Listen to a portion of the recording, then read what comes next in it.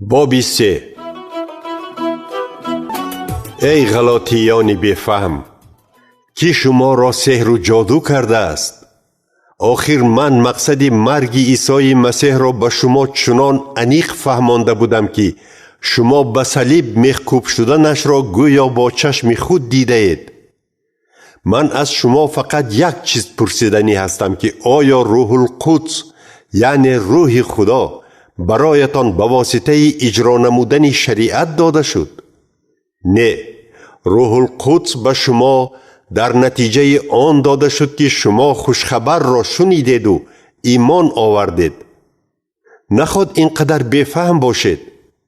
آخر شما حیات ایمانداری را با قدرت روح القدس سر کرده اید، ولی حالا می خواهید که با اجرای قانونهایی که به جسم تعلق دارند تا آخر دوام دهید.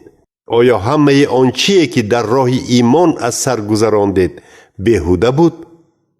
انیق که بیهوده نبود. آیا به خاطر اجرا کردن شریعت خدا به شما روح القدس را داده در بینتان معجزه ها نشان می دهد؟ مگر نه به خاطر آنکه شما به خوشخبر باور کرده اید؟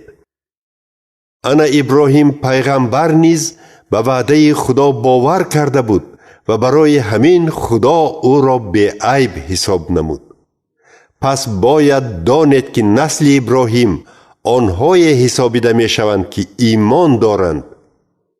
از بس که نوشتجات پیش بینی کرده بود که خدا خلقهای غیر یهودی را به خاطر ایمانشان سفید می کند، پیشکی به ابراهیم خوشخبر داده گفت به واسطه تو همه خلقها را برکت می دهم. ابراهیم به خدا باور کرد و برکت یافت. پس آنهایی که به عیسی ایمان دارند به برکت ابراهیم شریک می شوند. اما آنهایی که با اجرای شریعت در نظر خدا سفید شدن می خواهند گرفتار لعنت می شوند، چون که در نوشتجات چنین آمده است: هر کی همه نوشته های کتاب شریعت را دایما اجرا نمی کند لعنت زده می شود. پس انیق است که به واسطه رعایت شریعت کسی خود را در پیش خدا سفید کردن نمی تواند، چون که در نوشتجات گفته شده است که شخص راستکار به واسطه ایمان زندگی می کند. اما اجرای شریعت یک چیز است و ایمان آوردن دیگر چیز است. زیرا نوشته شده است که هر کی تمام شریعت را اجرا می کند با آن زنده می ماند. از بس که ما شریعت را اجرا کردن نمی توانستیم لعنت زده شده بودیم، لیکن مسیح به جای ما همین جزای لعنت را به خود گرفته ما را آزاد کرد. زیرا در نوشتجات آمده است که لعنت زده است هر کسی که به درخت آویخته می شود. عیسی مسیح این کار را با مقصد آن کرد که به واسطه او برکتی که خدا به ابراهیم داده بود به خلقهای غیر یهودی دسترس شود. در نتیجه ما روح القدس را که خدا وعده داده بود به واسطه ایمان گرفته می توانیم. ای برادران و خواهران، از حیات هر روزه مثال می آورم که اگر عهد و پیمان با رازیگی طرفها بسته شده باشد، آن را کسی نه بیکار کرده و نه به آن چیز علاوه نموده می تواند. خدا وعده های خود را به ابراهیم و به نسل وی داده بود. دقت کنید که در نوشتجات نسل های وی گفته نشده است که بسیاری ها به نظر گرفته شده باشند، بلکه نسل وی گفته شده است که فقط به یک کس یعنی به مسیح که تعیین شده خداست اشاره می کند. با همه این من چی گفتنیم؟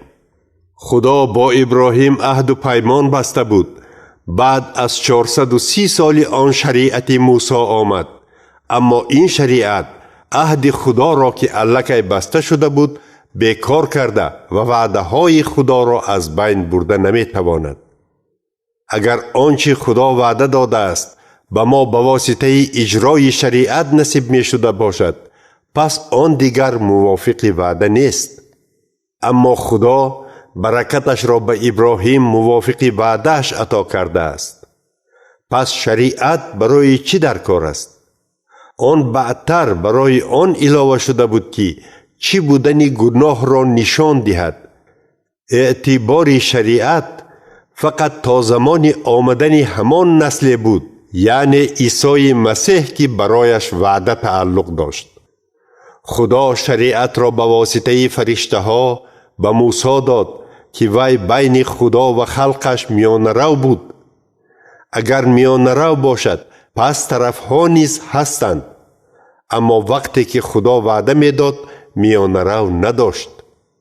این نشان میدهد که وعده فقط از یک طرف داده شده است، از طرف خدا.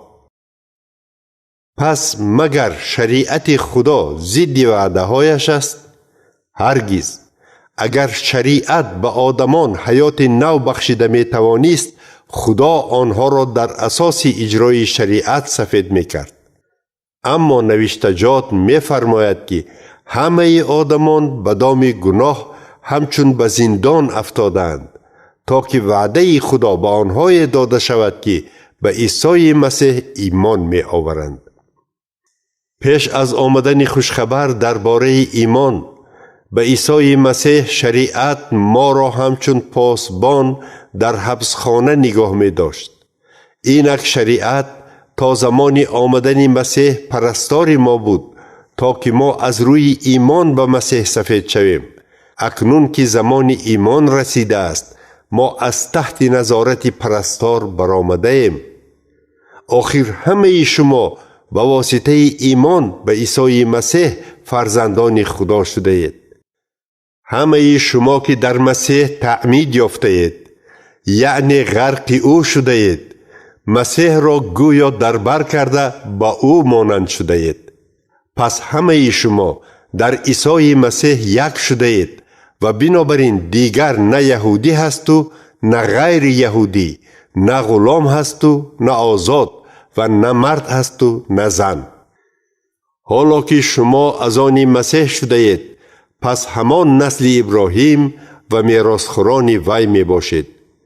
وعده که خدا به ابراهیم داده بود از آن شما شده است.